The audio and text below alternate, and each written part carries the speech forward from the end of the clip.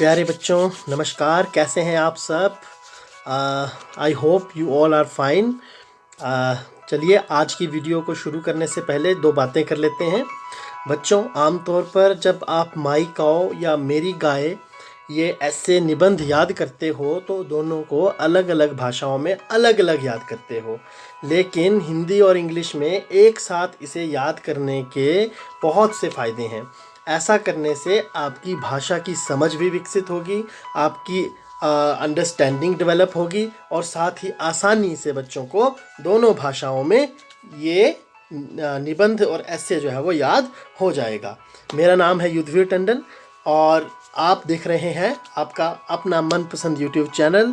तो बच्चों, अगर आपको वीडियो पसंद लगे अच्छी लगे तो आप इसे सब्सक्राइब कर सकते हैं, दोस्तों तक वीडियो को शेयर कर सकते हैं और लाइक भी कर सकते हैं। तो चलिए वीडियो को शुरू करते हैं। देखो बच्चों, मैंने आपके सामने दोनों भाषाओं में जो ये निबंध है वो यहाँ पर लिख दिया है। अब जैसे आम तौर पे बच्चों आप जो पहली लाइन लिखते हो वो लिखते हो आई हैव अ काउ। क्या लिखते हो? I have a cow. लेकिन ज़रूरी नहीं है कि हर बच्चे के पास गाय हो। ऐसे में बच्चों आपको क्या करना है, यदि आपके पास गाय है तब तो आप लिख दें आई हैव अ काउ। यदि आपके पास गाय नहीं है तो आपने कहीं ना कहीं गाय को देखा तो ज़रूर होगा, तो आप लिख सकते हो I have seen a cow. ठीक है बच्चों, यानी कि आपने अपने आप ऐसे डेवलप करना है, अपने आप ऐसे बनाना है, निबंध बनाना है, ना कि उसको रटाफिकेशन करना है या उसको आपने क्रैमिंग करनी है। अब इसी पंक्ति को हम हिंदी में करते हैं। जैसे मेरे पास एक गाय है, आई हैव अ काउ। आई मतलब मेरे, हैव मतलब पास होना, अ काउ का मतलब एक गाय, यानी मेरे पास एक गाय है। उसी प्रकार I have seen a cow, या जिसके पास गाय नहीं है वो क्या लिखेगा? आई हैव सीन, यानी मैंने देखी है क्या? गाय, मैंने एक गाय देखी है। इस तरीके से आप समझते हुए अपनी समझ को विकसित करते हुए ये चीज़ यदि याद करेंगे तो आप ज़िंदगी में कभी नहीं भूलेंगे। इसके बाद यदि आपके पास गाय है तो उसका नाम क्या है? It's name is. देखिए आमतौर पर गायों के नाम उनके रंगों पर रखे जाते हैं। जैसे यदि कोई लाल रंग की होगी तो उसका नाम लाली होगा अधिकतम, यदि कोई काले रंग की होगी उसका नाम काली हो सकता है। इस तरीके से आप भी अपनी गाय का नाम, जो भी आपकी गाय का नाम आपके मम्मी पापा ने रखा है वो लिख सकते हो। कैसे लिखोगे? It's name is dash, dash की जगह आप नाम लिख दोगे। वही हिंदी में इसका नाम डैश है और इट्स कलर इज डैश। अब उसका रंग क्या है? अगर आपने कहीं पर देखी है वो गाय तो जो आपने गाय देखी है उस गाय का रंग, यदि आपके पास अपनी गाय है तो अपनी गाय का रंग आप लिख सकते हैं। इसका रंग डैश है। कलर रंग, नेम नाम, इट्स इसका। देखिए आपको समझ आता चलेगा। इसी प्रकार आगे है it has two eyes and two horns.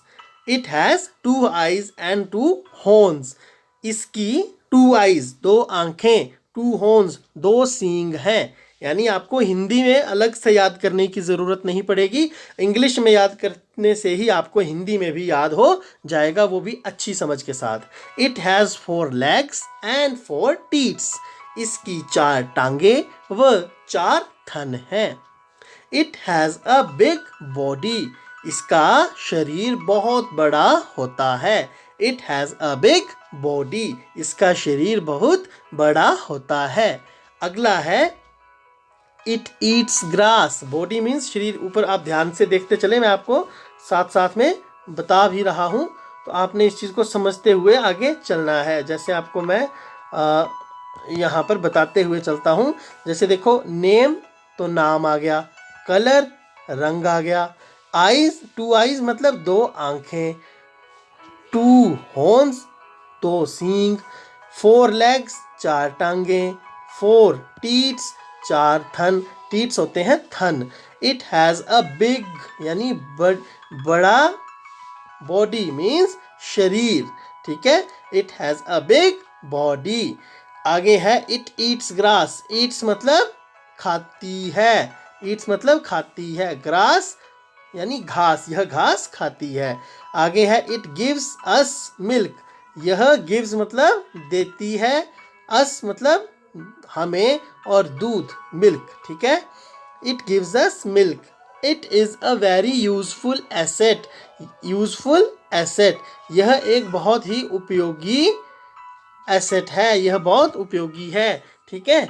इस प्रकार in India we worship cow, Bharat में, इंडिया भारत, वी, ठीक है, वर्शिप काउ यानी पूजा, भारत में गाय की पूजा, काउ गाय की जाती है। इस प्रकार से आप देख रहे होंगे कि हमें हिंदी में भी याद हो जाएगा और हमें इंग्लिश में, दोनों में याद हो जाएगा, और दोनों को हम क्लब करके याद करेंगे, यानी दोनों को अलग अलग ना याद करके दोनों को एक साथ याद करेंगे, ताकि जो हमारा लर्निंग का साइकिल है वो भी इजीली पूरा हो सके।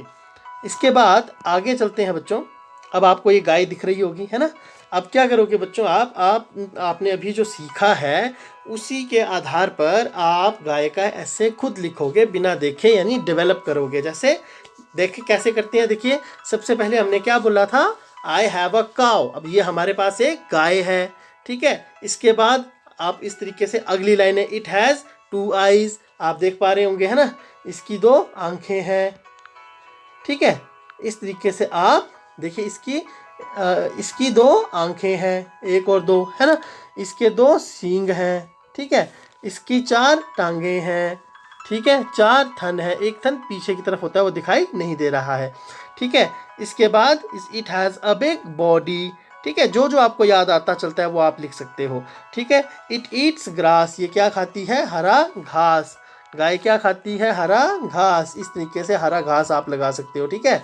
इट ईट्स ग्रास, और ये हमें देती क्या है, दूध। ये हमें क्या देती है, दूध। It gives us milk. तो इस तरीके से आप पूरा का पूरा ऐसे अपने आप डेवलप कर सकते हो। और इसके बाद आपके साथ गाय पर एक छोटी सी कविता मैं शेयर कर रहा हूँ। आप इस कविता के माध्यम से भी इस ऐसे को याद कर सकते हो, गाय पर कविता भी याद कर सकते हो। वो इस प्रकार से है, मेरे पास है एक सुंदर सी गाय, जिसके दूध से बनती है चाय। मेरे पास है एक सुंदर सी गाय, जिसके दूध से बनती है चाय।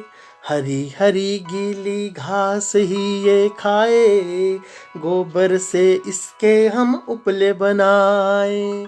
2 आँखों कानों सींगों वाली गाय, 4 टांगों 4 थनों वाली गाय। दूध इसका बच्चों बूढ़ों को पिलाए, उनकी हड्डियां मजबूत बन जाएं, ठीक है।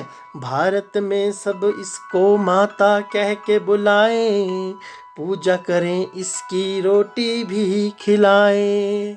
भूरा काला लाल रंग इसका भाई, मेरे पास है एक सुंदर सी गाय। शांत रहे ना कभी किसी को ये डराए, शांत रहे ना कभी किसी को ये डराए। माँ समान ही हमको दूध पिलाए, माँ समान ही हमको दूध पिलाए। तभी तो ये सबकी गौ माता कहलाए, तभी तो ये सबकी गौ माता कहलाए। सबसे सुंदर सबसे प्यारी मेरी गाय, सबसे सुंदर सबसे प्यारी मेरी गाय। बच्चों, इस तरीके से कविता के माध्यम से याद करने से आपको बहुत मज़ा आएगा। आप इस कविता को खुद भी गा सकते हैं, खुद भी कोशिश कर सकते हैं इस कविता को गाने की। तो आपने देखा बच्चों किस तरीके से हमने शुरू से, एक बार रिवाइज कर लेते हैं। हमने सबसे पहले गाय को हिंदी और इंग्लिश में अलग अलग उसका विवरण लिखा और उस निबंध हमारा तैयार हो गया। फिर हमने गाय की तस्वीर को देखकर उसका निबंध बनाने का प्रयास किया। फिर हमने गाय पर एक छोटी सी कविता गुनगुनाई सीखी, ताकि हमारा जो ज्ञान है वो आनंद के साथ, मज़े के साथ भी जुड़ सके। और इसके बाद अब आप सभी को goodbye. So goodbye dear students. मैं उम्मीद करता हूँ आपको ये वीडियो पसंद आया होगा। फिर से आपसे रिक्वेस्ट है, यदि आपको ये वीडियो पसंद आया है तो आप इसे शेयर कर दें, सब्सक्राइब कर दें चैनल को, और वीडियो को एक लाइक ज़रूर कर दें जाते जाते।